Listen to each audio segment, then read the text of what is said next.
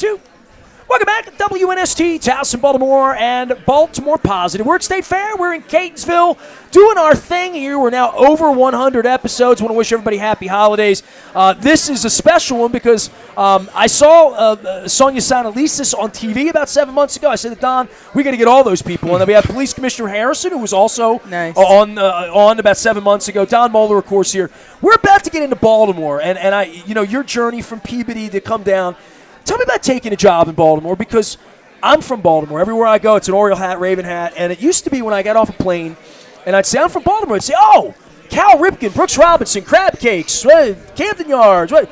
Now they say murder, Freddie Gray, the Y. Yeah. Like, that's our brand. That can't be our brand. We're here to change that. What was the brand of Baltimore when someone said, we're going to pay you handsomely to come down and fix the Baltimore educational system? That's a hell of a courage step up to want to take this gig, because there's a lot of people that don't want any part of Baltimore. I'm not one of them. That's why we're here. A lot of people holding their nose at Baltimore right now. Yeah. You were one that said, give me the spear, let's go charge the hill, right? Literally. Yeah, well, but when we first came, my family and I, my husband and my girls, about 10 years ago now. Okay. And it was at first to be chief academic officer when Andres Alonso was CEO. So I came then. Where were you? I was in Boston. You were in Boston. I okay. was in Boston. So you were home. I was home. You left I really home was. to come here. Yes, and wonderful babysitting grandparents as well. So where's your husband from? My husband grew up in Rhode Island. Okay, and so from New this York. is not home. This was a real family decision. It was a real family because if he hadn't said yes, I wouldn't be here. So take me through that part of it. So when we came, I think, well, one, clearly, you're going to a new place and it's different. When we came 10 years ago, it was kind of before Freddie Gray had blown up. So I had actually, in full disclosure, not spent a lot of time in Baltimore City. And, we had we had like 2 hours to find a place to live, and we were running around. And I think two things when we moved here jumped out at us immediately. One, everybody identifies by their high school, which was surreal for us. Talk about it all the time. It's not where you went. It's not where you went to college.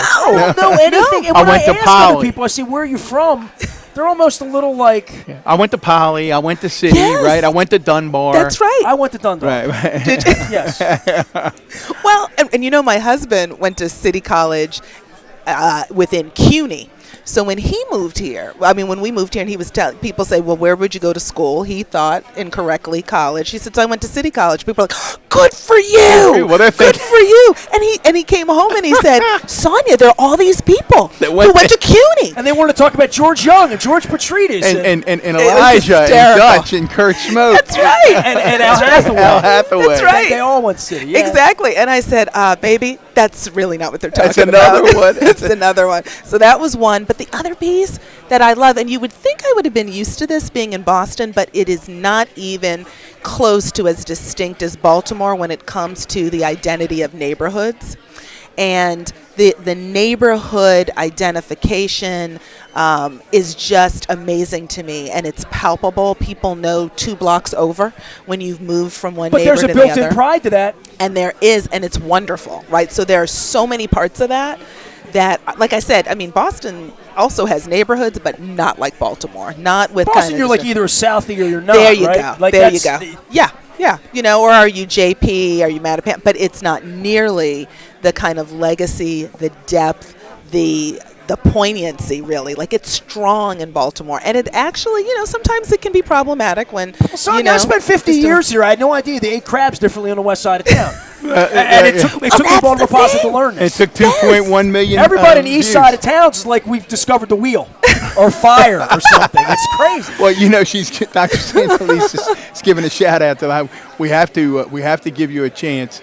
Before I ask the question that's always burning on my mind, but I know you want to give Poly a shout out. I see they've just won some big award, been identified by U.S. News and World Report. Yes, they are, and Tell us about we that. are thrilled. Newsweek named Baltimore Polytechnic in national rankings of just STEM high schools, number 36 in the nation, number 1 in Maryland, and there is no other school, public or private, in the state of Maryland that ranked in like the top 50 other than Poly. And so the next Why is that?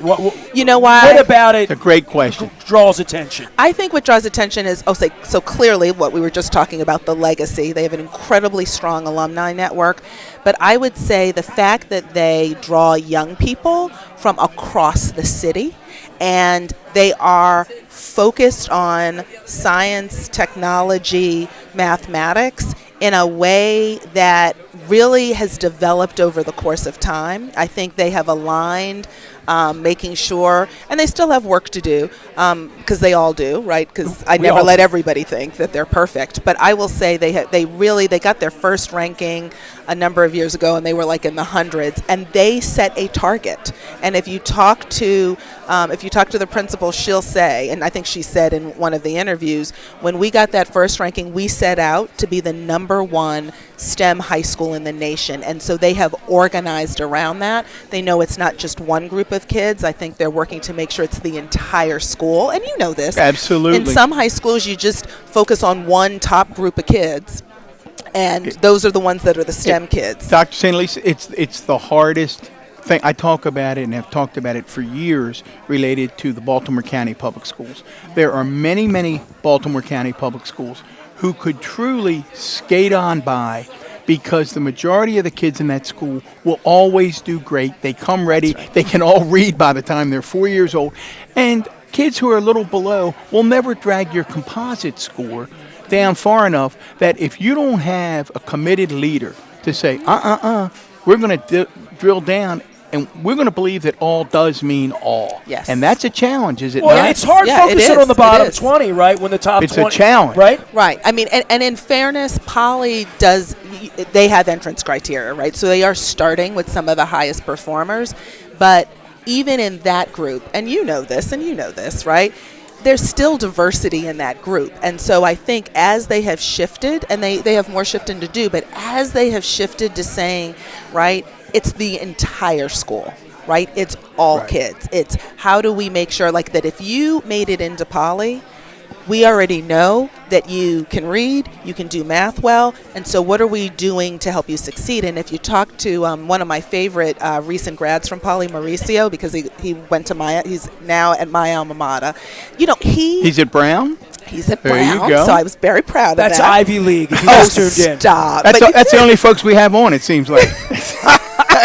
You guys need a better crowd to hang with. I wasn't going to go to Providence until Brown invited me. You're so bad. But like Mauricio tells a story, like he's an immigrant kid, right? Sure. Like he came to this country for the first time when he was really a teenager. And the fact that, you know, when we talk about what's good about Baltimore, yes, we have challenges. But the fact that this young man, if you heard his speech during a college-bound banquet, and he talked about the teachers along the way who believed in him, the friends that came around him and said, yeah, we know you're not from here. We know you're not from Baltimore, but we come around you. I mean, all of Mauricio's story about how we got to Brown was all of the people in Baltimore and his family who helped, literally, a young person who spoke no English when he came here at the age of, I think, 13. And within 5 or 6 years, because of the environment at Poly, because he had ROTC, and you know he fell in love with ROTC, you know, when he talks about all of those pieces, he was able to do incredibly well. And so we're proud. I'm proud of the fact that Poly beat everybody, and I tell everybody, public and private, right, in the entire state. And it's because, and they're doing it with young people who have backgrounds like Mauricio, right? They're doing it for large numbers of kids, not just a select group. Now that leads me, and again, congratulations.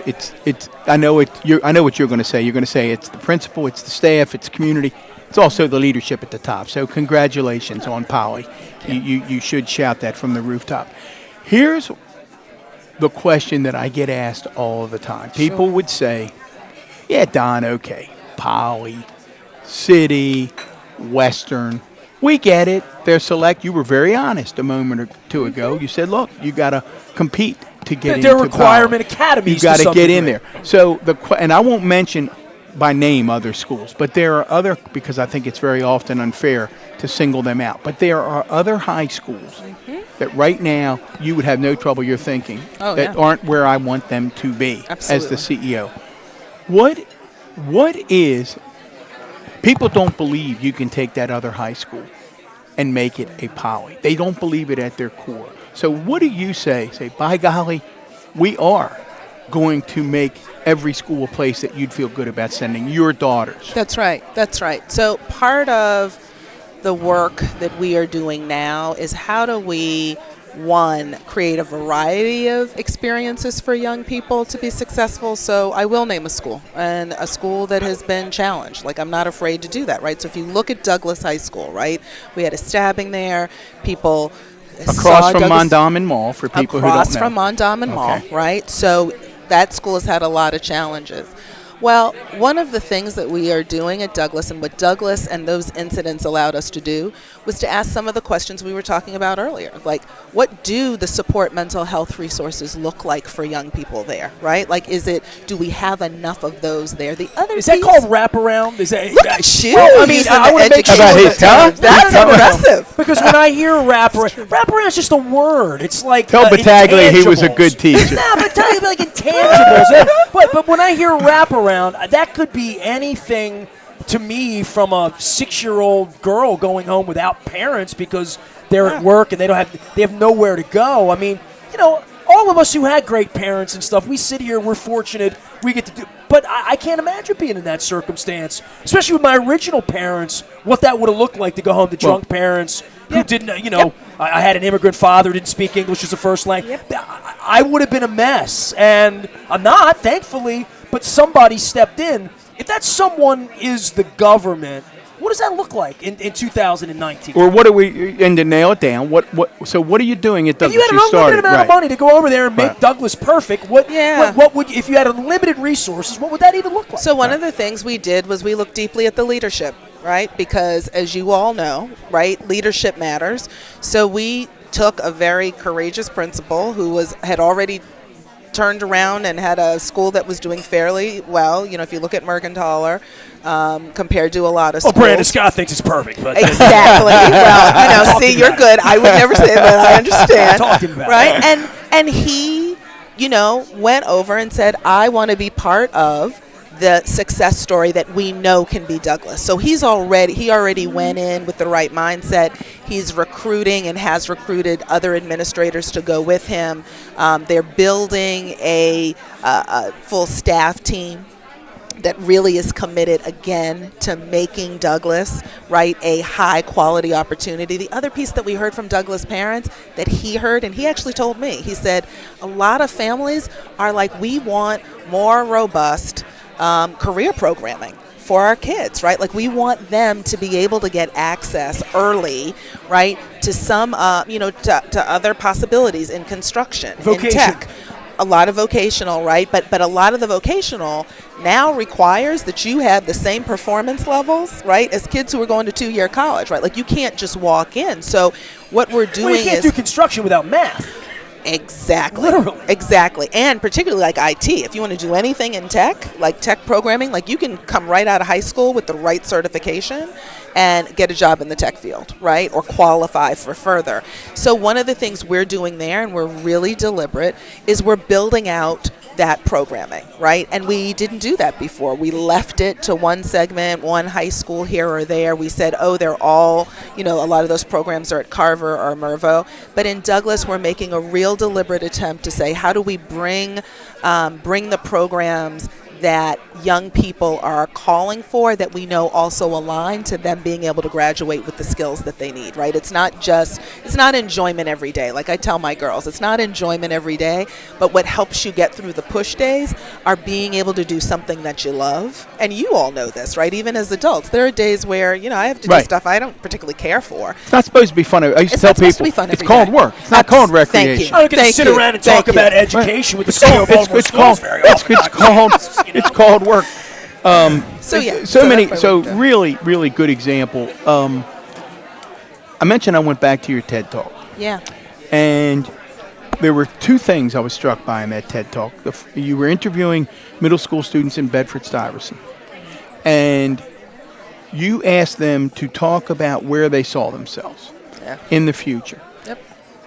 And this kind of response always gives me chills because I've had it many times from young people in my career. A number of those kids wanted you to be specific And when you got out to 10 or 15 years, it was hard for them because they didn't think they'd be here. Yep. Talk about that in urban education. I mean, I ran it back this morning to watch you say that twice, and I get my hair standing up now. Yeah. I've had kids say that to me. Yes. What do you mean, Mr. Moeller? Come on, I'm not going to be here. Yeah. Talk about that and the need to address that in urban schools. Yeah, and that's the hardest one. I mean, I have to be honest. When you have, in that case, middle school students not thinking they're going to be alive and articulating it very matter-of-factly, like not with a whole lot of emotion, but just almost as if it could be a foregone conclusion.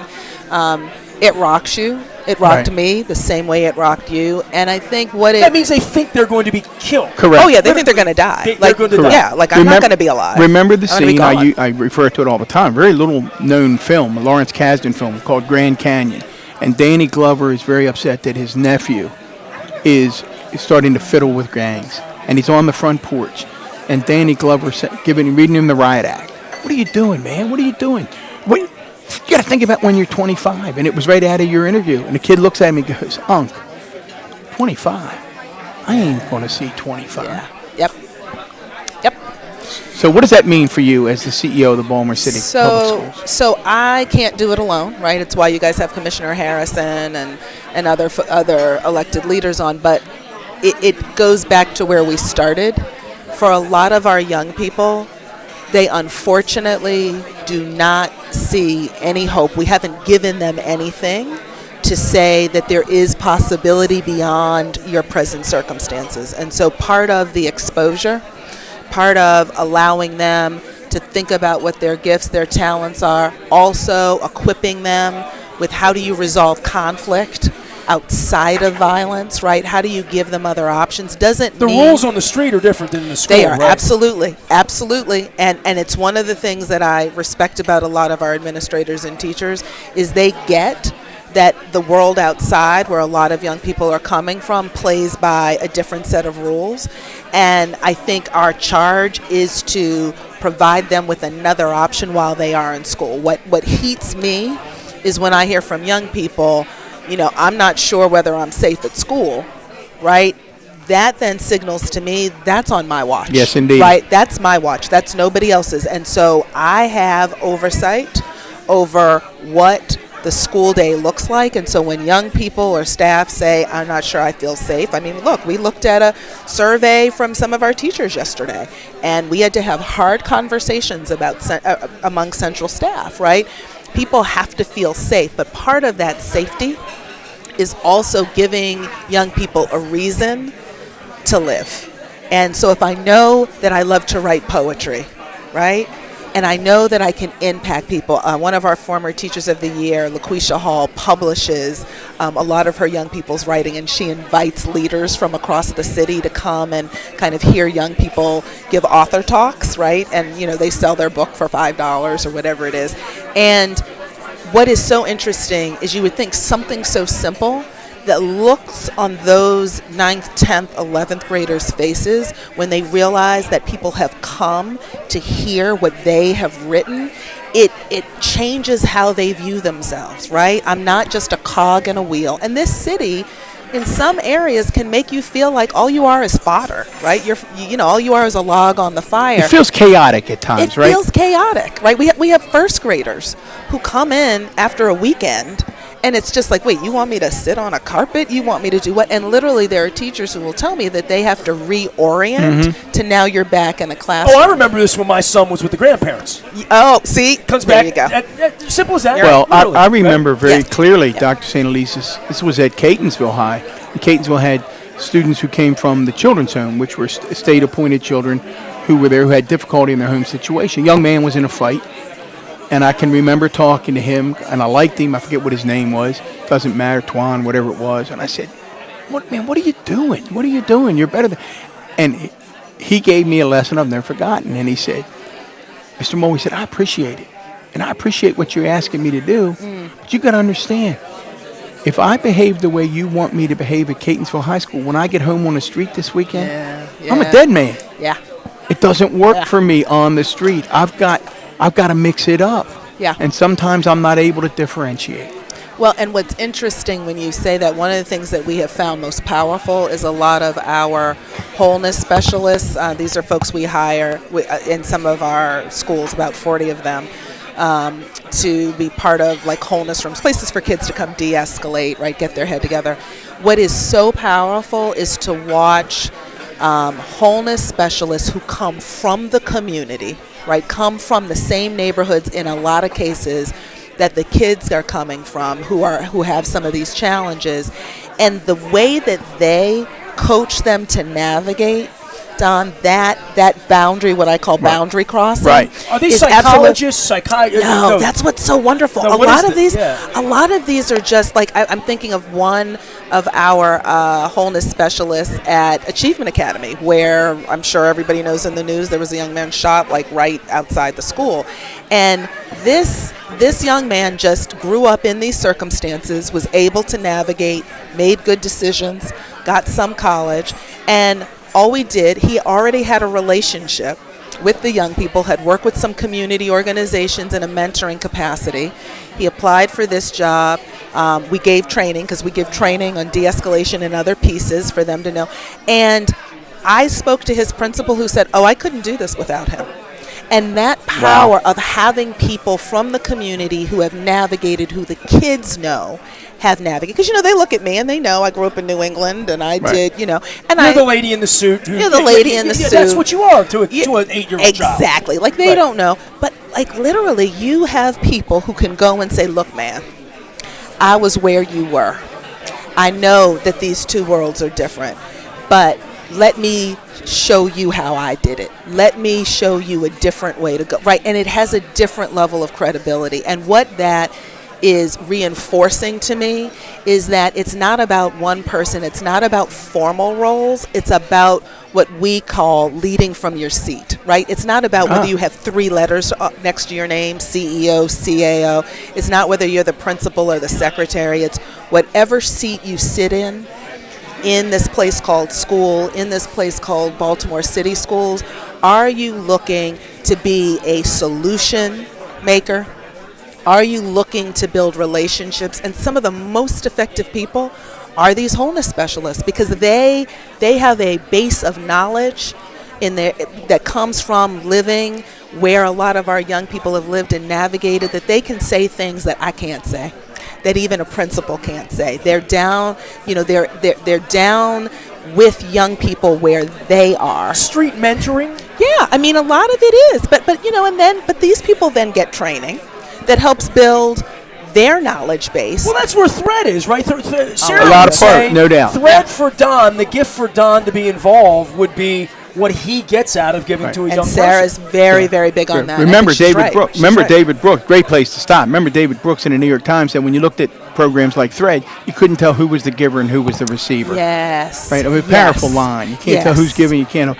I don't know about you. I'm getting smarter by the minute. I think we've got one more segment with the outstanding Dr. Sonia Santelises. We are at State Fair. We're Catonsville. We're going to get some lunch. We got one more segment ahead. We're going to get to Kerwin. I know we're going to get to that, right? We're going to get to teachers and longevity of teachers sticking around, because we talked about that before. We're back for more. It's Baltimore Positive at WNST.net, AM 1570. We never stop talking good stuff about Baltimore.